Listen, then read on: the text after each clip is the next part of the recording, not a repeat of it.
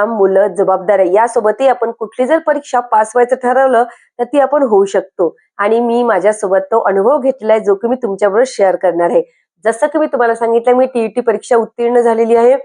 तसंच आज मी तुम्हाला सांगणार आहे, की मी टी अभ्यास कसा केलेला आहे. दुसरी गोष्ट, एवढं सगळं मॅनेज करून आपण अभ्यास करता येऊ शकतो का, याचं पण मार्गदर्शन मी तुम्हाला करणार आहे थोड्या प्रमाणात. आणि माझा स्कोर किती, या सगळ्यांचं मी इथे थोडं एक्सप्लेन करणार आहे व्हिडिओमध्ये. त्यामुळे पूर्ण व्हिडिओ आवर्जून बघा, जेणेकरून तुम्हाला छान मार्गदर्शन मिळेल, मोटिवेशन मिळेल. आणि सर्वात महत्वाचं म्हणजे इथे कोणी जज करण्यासाठी मी माझे मार्क सांगत नाही, किंवा मी प्रामाणिकपणे फक्त माझा एक स्कोर सांगणार आहे, की आपण आपलं घरकाम मुलं करूनही आपण पास होऊ शकतो. आणि दुसरी महत्वाची गोष्ट म्हणजे इथे मला हाच सांगण्याचा उद्देश आहे, की माझ्यापासून ज्याही ताई ज्यांना भरपूर घरी काम असतं, किंवा जॉब करतात, किंवा ज्यांना काहीतरी आयुष्यात करून दाखवायचं आहे, त्यांच्यासाठीच हा व्हिडिओ आहे. त्यामुळे आवर्जून चॅनल सबस्क्राईब करा, जेणेकरून पुढील मोटिवेशन तुम्हाला मिळत राहील. चला तर सुरुवात करूया. तर बघा, माझा अभ्यासाचा खरा बॅकग्राऊंड जर तुम्ही माहीतच आहे, माझ्या जर्नी सोबतच आहे. जवळजवळ 7 वर्षापासून मी अभ्यास करत होते. 2021 पासून मी खऱ्या अभ्यासाला लागले होते, आणि माझी थिंकिंग चेंज झाली होती पॉझिटिव्हिटीची. पण खरं जर आता मी सत्य जर तुम्हाला सांगेल, तर मला यापेक्षाही छान मार्क मिळू शकले असते. पण काय झालेलं आहे, की जेव्हापासून माझी टीचिंग आणि जॉब सुरू झाला, तर सर्वात मोठा प्रॉब्लेम म्हणजे मला अभ्यासाला वेळच कमी मिळत होता. मला अभ्यासाला वेळ मिळत नव्हता, आणि त्यामुळे मग माझे मार्क पण त्यामुळे कमी झाले. म्हणजे हा जो अभ्यास आहे माझा, हा वेळेवरचा अभ्यास आहे, असं मी तुम्हाला सत्य आणि प्रामाणिकपणे सांगते.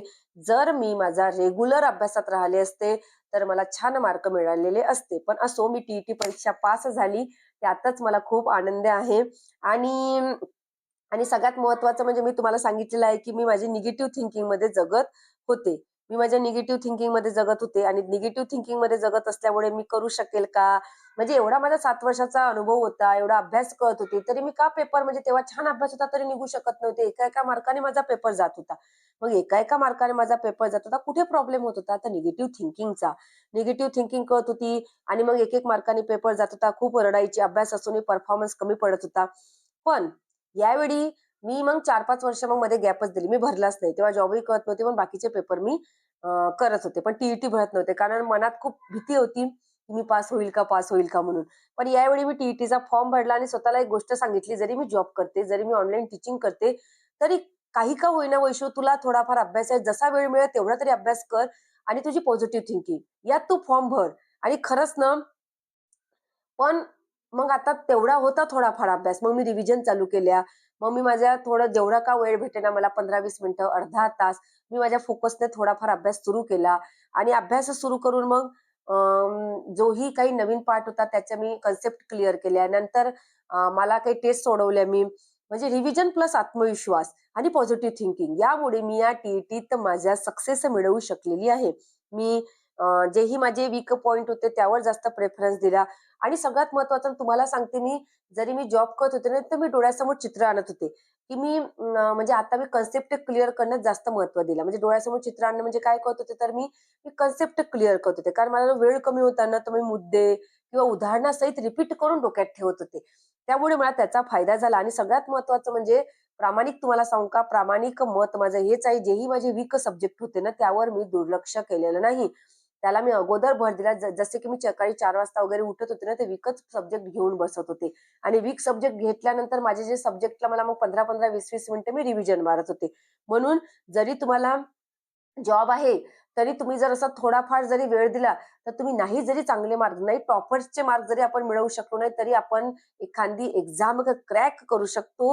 हे आपल्याला जाणीवपूर्वक आपण एक्सेप्ट करू शकतो, आणि माझ्या बाबतीत तसंच झालेलं आहे. आपण आपली सायकॉलॉजी थोडी चेक करायची, की मी निगेटिव्ह थिंकिंग करत आहे का, मी पॉझिटिव्ह थिंकिंग करत आहे. जरी आपला अभ्यास परफेक्ट नसला, जरी आपल्याला भरपूर वेळ मिळत नसला, घरकाम असलं, ऑनलाईन टीचिंग होतं, माझा YouTube व्हिडिओ होता, जबाबदाऱ्या होत्या, जॉब होता, तरीही मला जेवढा वेळ भेटेल ना, तेवढा मी अभ्यास करण्याचा प्रयत्न, कारण यात मला खूप आनंद आहे, की मी एवढं सगळं करून मी टी परीक्षा पास झालेली आहे. जरी तो सतत खंडित होत होता, म्हणजे अखंडपणे होत नव्हता, की दररोज मी असं पुस्तक घेऊन बसत नव्हते. माझा फ्लेक्सिबिलिटी होती. कधी अर्धा तास, कधी 10 मिनिटं, तरी मी माझ्या जो आपला फ्लो होता ना, तो तुटू दिला नाही. त्यामुळे मी या लेव्हलपर्यंत पोहोचले, कारण माझं बेसिक पण मजबूत होतं.